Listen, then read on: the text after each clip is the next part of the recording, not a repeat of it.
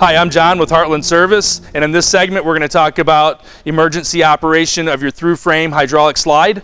We highly recommend that you only use this operation in the event of lost power or an emergency situation. You're going to need a few tools to do this: a cordless screw gun, a flexible 1/4-inch drive bit. You will need a 1/4-inch Allen bit for the electric motor operation, and a 5/32 Allen bit to set your hydraulic valve to manual mode. Okay, so the first thing you're going to want to do is locate your hydraulic pump and valves. They're either going to be in your door side compartment or in your front compartment.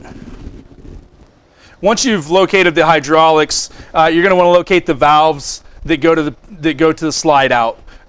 The way to do that is inside the opening, you're going to find 3 valves. 2 of them are going to be for the level up system. 1 valve is going to be for the slide outs.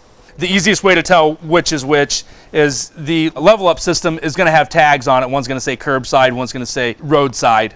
The other one is going to be your slide out valve. Once you've located that slide out valve, you're going to want to put that into manual mode. The way that we do that is to use the 5/32 bit. We'll go into the top of that valve, and you're going to turn that valve clockwise until it stops. Do not over tighten it. Do not use an impact screw gun in order to do this. You'll want to do it either with a wrench, or you can use a gun and run slowly. We're going to switch bits from the 5/32 to the 1/4-inch.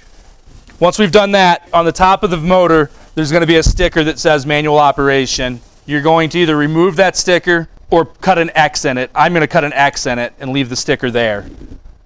Once we've got that sticker removed or cut, we're going to put the 1/4-inch bit in the top of that motor. We're going to run clockwise or to the right for retract, and reverse or counterclockwise for extend.